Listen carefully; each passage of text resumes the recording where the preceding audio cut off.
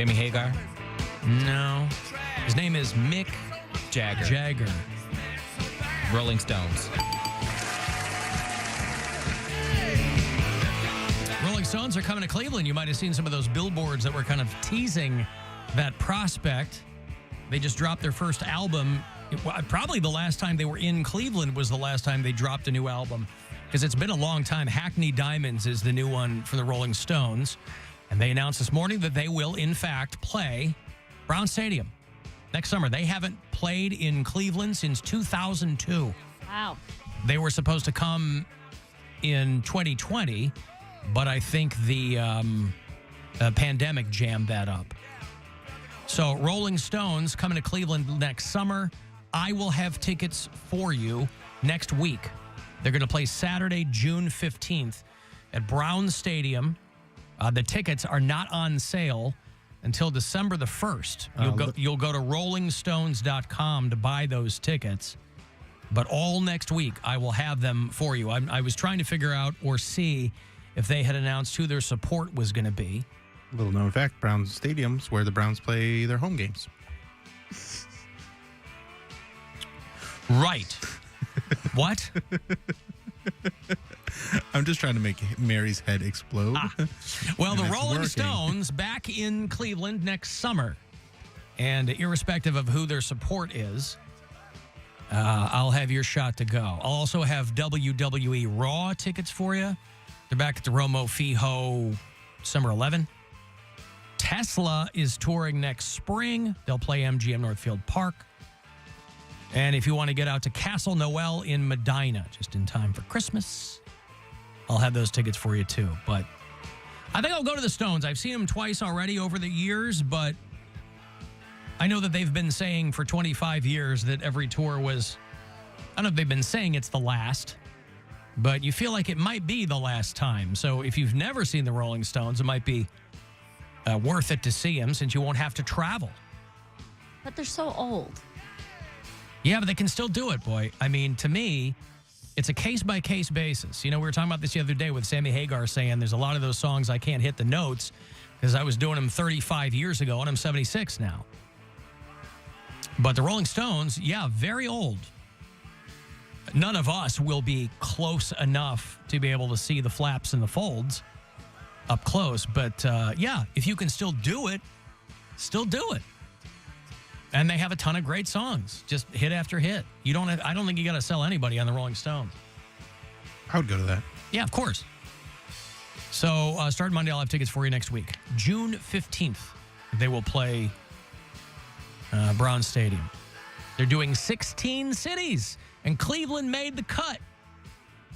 Hackney Diamonds is their first album of original songs in 16 years. Don't play that stuff, though. Don't play the new Hackney Diamond stuff? Maybe like one song. Yeah, that's pretty good, though, too. I mean, at this point, it's got to be tough to determine what songs to play. I mean, these guys do long sets. Yeah, like 3 hours. They play like 3 hours, right? Yeah, but even that, you got to figure out what are you going to do. There are various pre-sales. The Cleveland Scene article points out they're selling them. Part of the pre-sale goes through AARP. That's amazing. Yeah, that's so awesome. I mean, That's know pretty your great. audience, you know? That's pretty great. That will start on the 29th.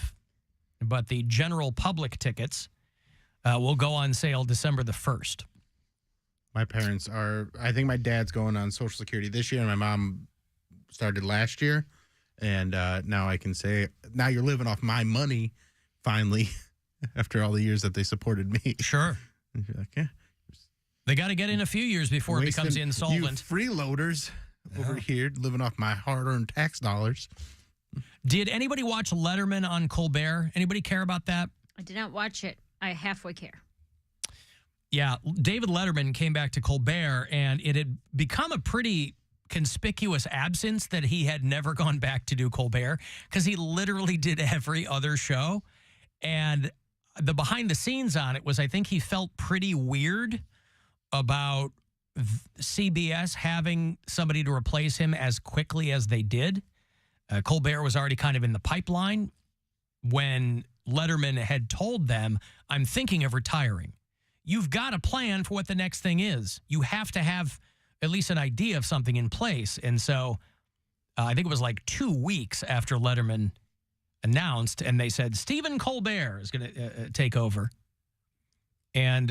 But I think a lot, whether it's true or not, that there was any kind of animosity on Letterman's part, because it certainly wasn't on Colbert's part. I think he probably felt a little sheepish about the whole thing, but Letterman had literally done every show. And he finally came on Colbert, brought the National with him. He just said that he loves the National, and they came off tour to come do Colbert with him. But I mean, for me, you know, I was 10 when that first Letterman show premiered, Late Night with David Letterman. When that premiered on NBC, I was 10 years old, and I was immediately transfixed. Like, my holy trinity for comedy growing up was Carlin and Letterman and Monty Python. That was all I cared about. And so I always loved Letterman. My parents watched Johnny Carson, and I did too, because that's what was on. But when Letterman started, even at 10 and 11 and 12 years old, I was like, there's something different and weird going on here. And so David Letterman went back to the Ed Sullivan Theater last night. My guest tonight certainly needs no introduction. Please welcome back to the Ed Sullivan Theater, Mr. David Letterman.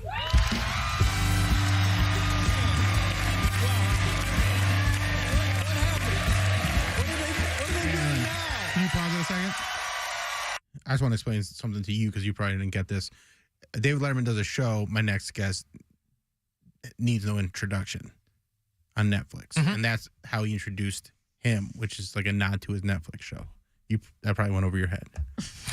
He's talking to you, Alan, not me or I was going to say, I think he's talking to me now the way he was talking to you a few minutes ago. Yeah. And he's crossing the streams. Oh, my God. Stephen, control your people. This, I will say, this is the most enthusiastic audience I have been near since the night I announced I was quitting. Wow. So, yeah, I thought that he was promoting something. But he just went to hang out? Just went to hang out. Yep. I think it was maybe. I think it was I think maybe it was because he hadn't come back, and I think he ended up doing during the writer's strike. The 4 late night guys had the podcast, and I think Letterman did that. And obviously, those guys are of an age where they're all kind of Letterman acolytes. I think it was Seth and Kimmel and Fallon and Colbert. I think John Oliver was in there too, 5 of them. And I think Letterman had done that podcast. So I think maybe whatever story had been told on that episode with him explained some of the things in him kind of moving on. And maybe that, maybe there's a little bit of detente there, or Colbert felt compelled to have him come on. What do you miss about it after all those 4,000 shows? What do you miss most about doing, if there is anything? I miss everything. I mean, mostly it's fun. Very few things in life provide one the opportunity, and I can't speak for you or to you on this topic, but for me, if you muck one up, 24 hours later, you get to try again. And that's a pretty good device. And then when you do something that you're really proud of, you think, by God, let's do that again. And 6, 7 years later, you have that experience once more. Boy, imagine that. I was trying to figure out how many shows I've done. At least 100. At least 100 shows, yep. I'm not very good at math, but I'm almost positive at least 100 shows. But Letterman did 1,800 on NBC before he went to CBS, famously, when he didn't get The Tonight Show. They gave it to Leno. And so he did about 4,000 shows total. And then towards the end, he was doing 4 nights a week. He got that old Carson schedule. So he would do Monday through Thursday. Because they were like, and that for a lot of those late night shows, that's kind of become the schedule. Because they go, look, there's barely anybody watching on Friday nights. Let's just do a rerun or something. They're making the same amount of money. And so that is good advice for people who are doing shows day after day. I had Stephen Colbert on my very first show when I went back to Chicago. And he was about a year into the Colbert Report. And he said the exact same thing that Letterman said. He's like, if you muck it up, you can go back the next day. And that was a half-hour show, by the way. Colbert Report, half-hour show with spots. So 24 minutes and millions of dollars in writers. Because he asked when I had him on, he asked how long my show was. I said 4 hours. He was like, oh my God. And I go, yeah, 20 hours a week.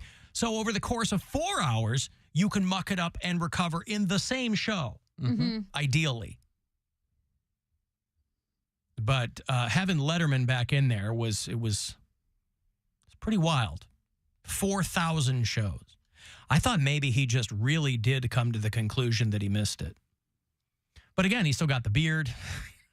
You know, he hasn't gotten rid of it. He's enjoying his post-talk show life. That schedule is nuts. Everybody talked about how Jay Leno was #1 in late night, which was true, but CBS was paying Letterman like 4 times what Leno was making. So at some point you go, who cares about the ratings?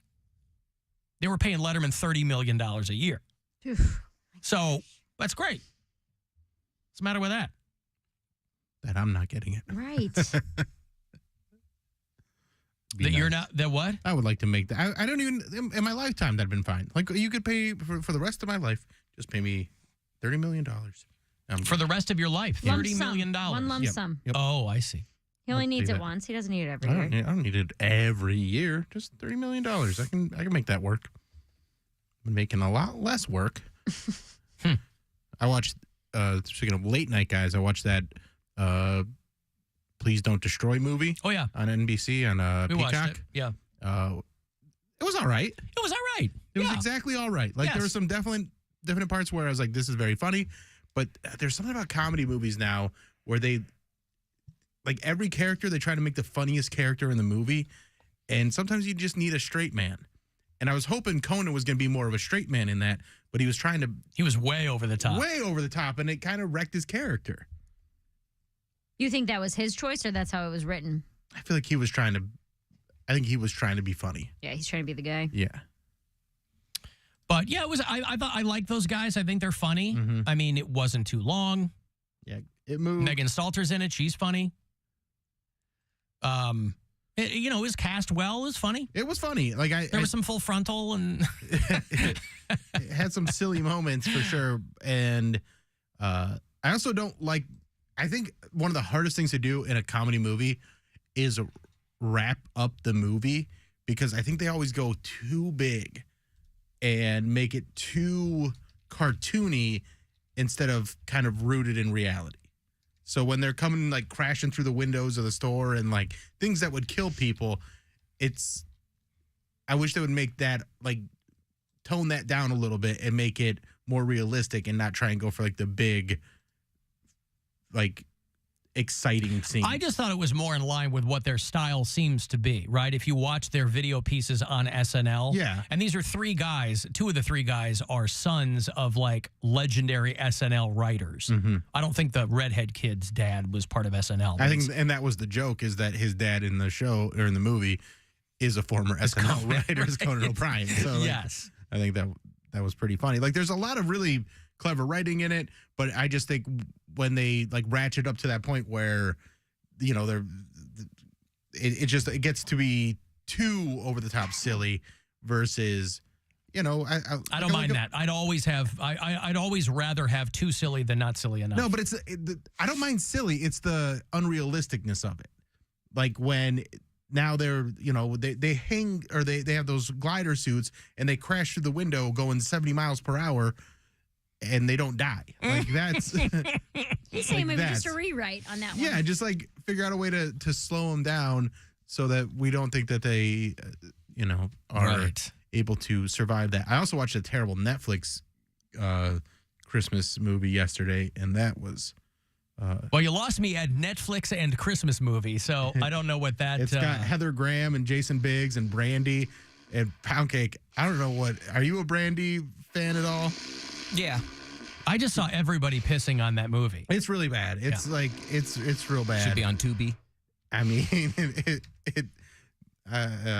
if you're asking me to be or not to be, I say it shouldn't. It's on the Shakespeare Channel. Find it there. Have been made. I just love that Heather Graham is still doing stuff. She's also in a movie right now called Suitable Flesh, which is awesome. If you're like an H.P. Lovecraft fan, she's in this wild movie called Suitable Flesh that I think is on Apple or something. But between that and the Christmas movie that everybody's crapping all over, I love that Heather Graham is still showing up in weird stuff. I like that she was in it, and it's one of those movies where you can't quite figure out what the characters are, because there's like this weird sexual tension that's happening between certain characters that never gets resolved. It's called Best Christmas Ever. Yeah, there's weird like storylines that don't go anywhere. It gets kind of sexual at moments, but they don't want to cross the line, so like they reel it back in, and I'm like, is this a Christmas? Like what are we watching? Yeah, what are we?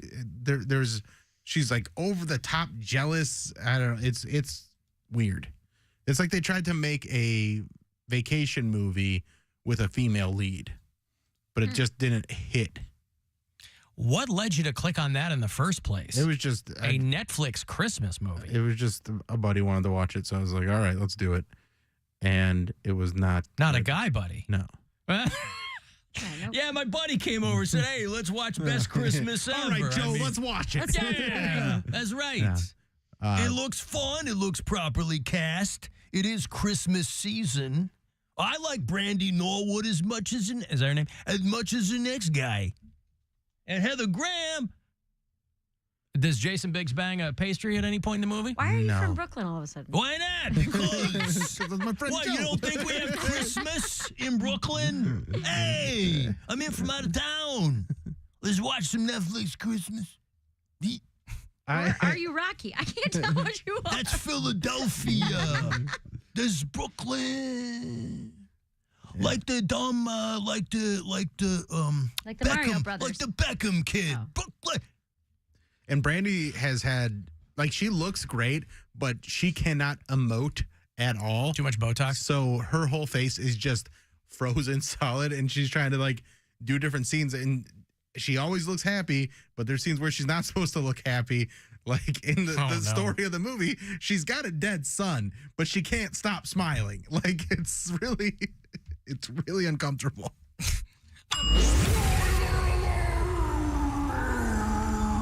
She does weird singing too. Like she is a singer, but her singing is very baby voice singing. Oh, all right. Maybe she's one of those evangelical wives.